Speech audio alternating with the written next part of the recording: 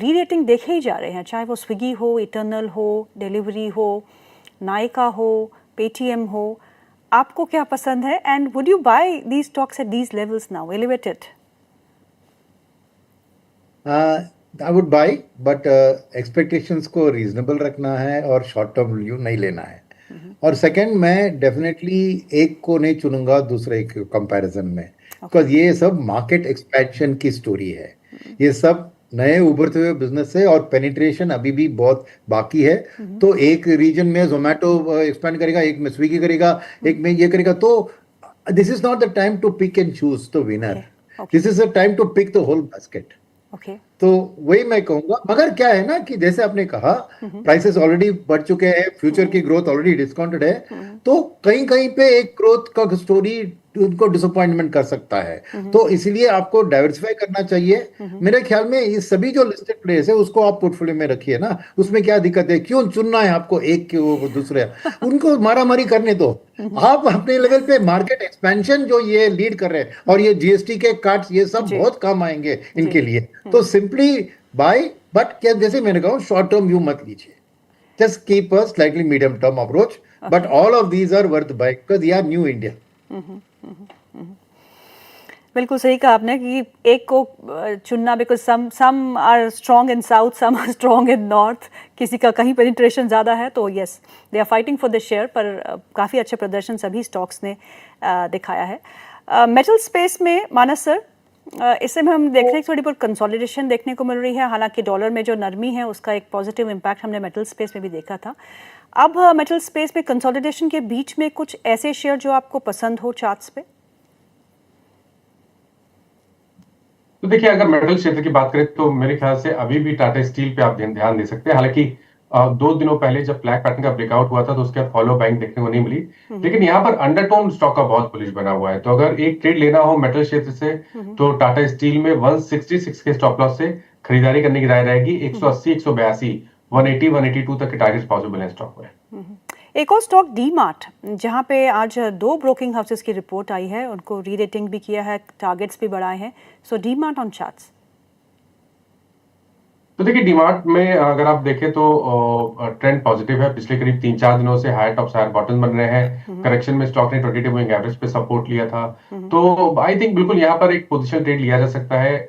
Stop loss आपको लगाना है करीब 4680, 4680 का, 100 रुपए नीचे स्टॉप लॉस लगाना है। लेकिन ये भी ध्यान रखिए कि ऊपर आपको 5000 तक के भाव स्टॉक दिखा सकता है। सुनील सर, फेड के इंटरेस्ट रेट कटौती के बाद और फिर अब जीएसटी का इम्प्लीमेंटेशन सितंबर 22 से होगा। बहुत सारी जो हमने खरीदारी थी वो रोक रखी है, 15 अगस्त के बाद ही रोकी थी कि अब जब जीएसटी का इम्प्लीकेशन, जब एग्जीक्यूशन होगा या जब से शुरू होगा तब से हम खरीदना शुरू करेंगे। तो इस बीच में इंडियन इन्वेस्टर्स के लिए आपकी क्या सलाह होगी? बिकॉज पेंट अप डिमांड भी आएगी, वो सब 22 सितंबर के बाद आना शुरू होगी। तो पहले चीज मैं कहूंगा कि ये क्वार्टरली रिजल्ट्स जो अक्टूबर 10 से शुरू होंगे उसको इग्नोर कीजिए, क्योंकि ये न्यूज अच्छी नहीं होगी। Because August 15 to September receive कोई सेल्स ही नहीं होगी, तो नंबर्स अच्छे नहीं दिखेंगे। तो इस क्वार्टरली सीजन के बेसिस पे आप कंपनी को चुनना, सेक्टर को चुनना, उसको भूल जाइए। तो ये क्वार्टरली रिजल्ट को मान लीजिए कि उतार चढ़ाव तो होगी, उसमें सही नहीं होगी, राइट। सेकंड चीज आपको जो ट्रैक करने की जरूरत है कि टॉप लाइन सेल्स कैसी बढ़ रही है, यानी दिवाली के खबरें, क्योंकि अक्टूबर 20 को दिवाली है, सितंबर 22 को आपको नवरात्रि की ये शुरू होगी, तो खबर तो आती रहेगी कि टॉप लाइन सेल्स कैसी बढ़ रही है। तो वो टॉप लाइन सेल्स को देखते हुए आप एक फॉर्म कर सकते हैं, क्या ये GST rate cut plus RBI rate cut plus tax give away ये सब काम आ रहे हैं कि नहीं, राइट। तो वो एक इंपॉर्टेंट चीज है। मगर फिर भी हम कंपनीज भी ज्यादा डिस्काउंट देने की कोशिश करेगी अगर सेल्स उतनी नहीं बढ़ रही है जितना उम्मीद किया जा रहा है, क्योंकि एक बहुत ऑप्टिमिज्म बिल्डअप हुआ है। मगर रियलिटी में क्या ग्राउंड लेवल में ये सेल्स बढ़ेगी, ये आने वाले दिन ही बताएंगे। तो इसलिए मेरा मानना है कि उस नंबर्स जो पब्लिकली डिस्क्लोज होंगे ना in terms of sales, Diwali sales, Flipkart में ये बताएगा, अमेजॉन ये बताएगा, उससे भी आप डिसीजन मेकिंग कुछ नहीं करें, क्योंकि जनवरी को ही पता लगेगा आपको कि कौन सी कंपनी ने कितनी डिस्काउंट देकर अपना प्रोडक्ट को बेचा है, करेक्ट। राइट? तो आपको इन कंजम्पशन, ऑटो, रियल्टी, ये वाली जो सेक्टर्स में ऑलरेडी एक रनअप हो चुका है, राइट, उससे सावधान रहिए। अभी उसको शॉर्ट टर्म के लिए आप ऐड मत कीजिए। जनवरी में क्लियरिटी आ जाएगी कि किसने सेल्स को बढ़ाया विदाउट सैक्रिफाइसिंग द मार्जिन, किसने मार्जिन को दाव पे डालकर लिया है सेल्स, उसके बाद आप रिएलोकेट कर सकते हैं इन दीज सेक्टर्स। मगर ये टॉप लाइन की बढ़त अच्छी खबर है for the capital good cycle, क्योंकि टॉप लाइन की बढ़त के कारण आपको कैपेसिटी यूटिलाइजेशन देश में बढ़ेगी, तो प्राइवेट सेक्टर का कैपेक्स के लिए ये पॉजिटिव स्टोरी होगा। तो अगर आपको ये खबरें सेल्स के बारे में आ रही है, तो तब आप एक्यूमुलेट कीजिए अपना कैपिटल गुड्स सेक्टर, जिसमें खास करके सीमेंट, स्टील तो है ही, क्योंकि हर फैक्ट्री को जरूरत है, मगर उसके अलावा इंडस्ट्रियल्स के ऊपर ध्यान दीजिए, क्योंकि अब की वाला जो कैपेक्स गवर्नमेंट ड्रिवन था वो राजली कंस्ट्रक्शन ओरिएंटेड था, मगर अब की जो प्राइवेट सेक्टर का कैपेक्स है उसमें आपको मशीनरी की जरूरत होगी, ईपीसी कॉन्ट्रैक्टर्स की जरूरत होगी। तो एक इंडस्ट्रियल्स और बिल्डिंग मटेरियल्स, ये वाले सेक्टर में आप ध्यान देना शुरू कीजिए। ऐसे ही आपको दिवाली के नंबर्स बाहर आने लगते हैं, और उसके पीछे थोड़ा ध्यान रखिए कि टाइम लगता है, अनाउंसमेंट होगी, ऑर्डर बुक बढ़ेगी, फिर एग्जीक्यूशन होगा, तो ये कैपेक्स का साइकिल एक 3 से 5 साल का साइकिल होता है। तो आप एक स्टडीली एक्यूमुलेट शुरू करेंगे, और फाइनली इन सब का बेनिफिशियरी होता है public sector banks, because execution होता है आपको एसएमई और एमएसएमई सेक्टर से, जहां पे वो स्टॉक मार्केट में लिस्टेड नहीं है, बट उनको फंडिंग की जरूरत है। तो पब्लिक सेक्टर बैंक्स का ही दम है कि ऐसे छोटी मोटी कंपनी को जाके लेंड करे, और इसलिए उनकी लोन ग्रोथ अच्छी बढ़ सकती है इन द मीडियम टर्म। और नॉट ओनली दैट, ये वाली कंपनियां हैं, they can't bargain on interest rate, इसलिए वो 12, 13, 14% इंटरेस्ट रेट पे बोरो करते हैं। तो बैंक के लिए नॉट ओनली टॉप लाइन की ग्रोथ, आपको उनकी मार्जिन भी पीएसयू बैंक्स की मैं बढ़ते हुए दिख रहा हूं। और इसीलिए इसके साथ और एक पीएसयू बैंक के साथ खबर जो जुड़ी हुई है उसको भी ध्यान में रखा है कि गवर्नमेंट भी अपने बैंक्स को बड़ी बैंक्स बनने की कोशिश में पड़ी हुई है, यानी मर्जर ऑफ बैंक्स आप एंटिसिपेट करते हैं अगले साल, 1.5 साल में। तो इसलिए मेरा मानना है कि आज आप क्वालिटी मत ढूंढिए पब्लिक सेक्टर बैंक के अंदर, क्योंकि जो भी वीक बैंक आपको लग रहा है उसको मर्ज किया जाएगा एक बड़े बैंक से। तो अल्टीमेटली आप पूरी पीएसयू बैंक को खरीदिए, बिकॉज डोंट गो एंड से कि अच्छा ये बैंक अच्छा है, इसका एनपीए कम है, और ये खराब है। अरे खराब बैंक को अच्छी बैंक में मर्ज कर देंगे तो शायद अच्छी बैंक थोड़ी और नीचे। तो इसलिए मेरा कह कि आप ब्रॉड पैक को खरीदिए, बिकॉज ये जो खराब बैंक आप कह रहे हैं ना, क्योंकि उन्होंने ही बहुत सारे लेंडिंग किया है ऐसी कंपनियों को, तो इसीलिए तो लोन ग्रोथ इनमें जरूर अच्छा दिखेगा। तो मेरी एक मीडियम टर्म से व्यू से निवेशक को यही सलाह दूंगा कि आप लंबी दिशा रखिए और सेक्टर खरीदे आपको कैपिटल गुड्स, इंडस्ट्रियल्स और सम पीएसयू बैंक्स। जी Manas sir, 2 stocks, Cochin shipyard, उसको एक ऑर्डर मिलने के चलते ओएनजीसी से ऑर्डर मिला है, एक अच्छा इंपैक्ट उसमें देखने को मिल रहा है। मज़गांव डॉक, जहां एक बहुत अच्छा मोमेंटम हम देख चुके हैं, और गार्डन रीच, इन तीनों ही स्टॉक्स पे आपका क्या नजरिया है? तो देखिए, एक एक करके बात करें तो कोचिन शिपयार्ड में रिवर्सल के साइन देखने को मिले हैं। स्टॉक ने हाई टॉप साइड बॉटम्स का कंफर्मेशन दिया है, ऊपर की तरफ 2100 रुपए तक के टारगेट देखने को मिल सकते हैं। तो यहाँ पर अगर एक ट्रेड लेना हो तो लॉन्ग साइड पे आप ट्रेड ले सकते हैं 1819 1819 के स्टॉप लॉस के साथ। मज़गांव डॉक ने जो ब्रेकआउट करीब 4 या 5 दिन पहले दिया था 2900 रुपए के ऊपर, उसके टारगेट 3150 रुपए के आते हैं। तो आई थिंक यहाँ पर अभी भी खरीदारी की जा सकती है 2920 के स्टॉप लॉस के साथ। तीसरा स्टॉक प्लीज रिपीट कर दीजिए। Garden reach, GRSE। Okay, GRSE।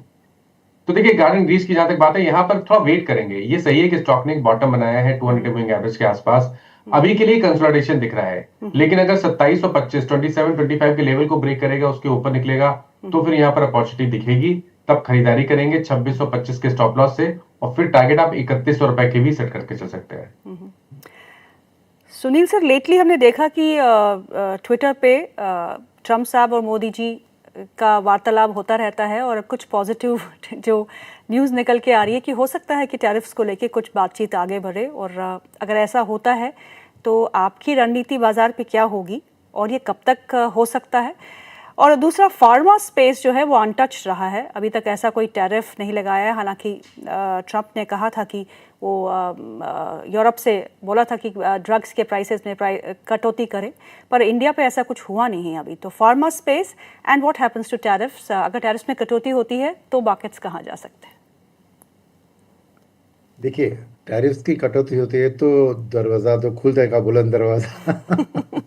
तो दैट्स बिकॉज एफआईए को देखिए क्या कि इतने स्ट्रांग डीआईए की बाइंग के बावजूद हमारे 1 साल का रिटर्न कुछ नेगेटिव है, निफ्टी का भी। और अब ईयर टू डेट का रिटर्न देखिए, India worst performing market in the world के करीब है, राइट। तो एफआईआईज जरूर अपने जो शॉर्ट टर्म ग्रोथ में हम बार बार कह रहे हैं कि टैरिफ का कुछ इम्पैक्ट नहीं होगा, जीएसटी कट के हो गई तो ये मॉनसून अच्छी है, तो हमारी जो 6.5-7% की ग्रोथ तो कायम है, मगर that is not enough for FIIs to कम।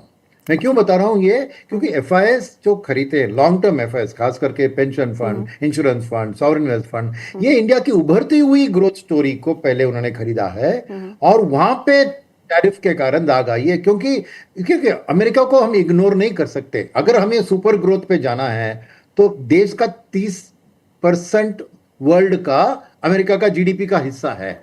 ऐसे बड़े मार्केट जिनका पर कैपिटा इनकम $90,000 है, हम 3,000 से कम है, तो ऐसे market as a market for India बहुत इंपॉर्टेंट है। तो इसलिए एफआईएस भी, मेरा मानना है कि वैल्यूएशन एक तरफ, मगर दूसरी तरफ है कि लॉन्ग टर्म ग्रोथ स्टोरी में ये 6.5-7 के आसपास ही अटक रहेंगे या 8-10 के करीब जाएंगी इंडिया, ये खबर ही उन्हें लिए और ज्यादा अंदर पैसा ला सकती है अगर। तो इसलिए मेरा मानना है कि टैरिफ एक बहुत बहुत बिग इशू है for FI to come back.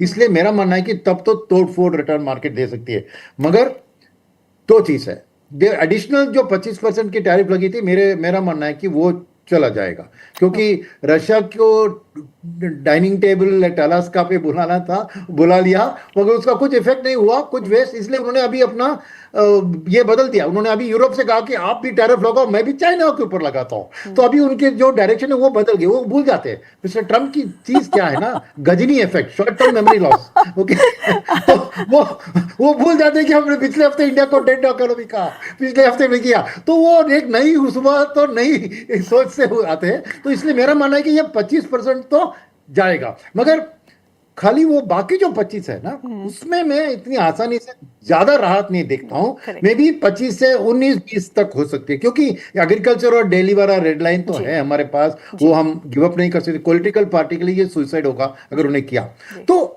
मगर वे 50 से आज 20 तक भी आ जाए ना, तो एफआईएस के लिए वो एक बहुत बड़ी बात होगी, क्योंकि वो समझेंगे कि फ्यूचर में, क्योंकि ये 20% का through depreciation, through export incentives, ऐसे कुछ करके government can easily protect the export sector. तो एक बात है कि मैं कहूंगा सलाह कि since this tide is turning, it may take a bit of time. Mister Piyush Goyal ने कहा कि नवंबर तक कुछ ना कुछ हो जाएगा, मान लीजिए नहीं होता है और भी टाइम लगता है, फिर भी अगर आप धीरे धीरे टैरिफ इफेक्टेड सेक्टर्स पे एक्सपोजर लेना शुरू करेंगे, जिगर चाहिए आपको जरूर, क्योंकि खबर ऐसी वैसी आती रहेगी, मगर ये गुड टाइम है आपको टैरिफ रिलेटेड सेक्टर्स में धीरे धीरे अपना एक्सपोजर स्टैगर्ड तौर से बढ़ाना, क्योंकि जब आएगी ना तो एकदम सर्किट के ऊपर सर्किट लग के ऊपर जाएगी, तब आपको लगेगा कि मौका हाथ से छूट गया। तो ये रिस्की फैक्टर है, मगर एक डीप डाइव बेट जो कहते हैं, डीप डिस्काउंट बेट है।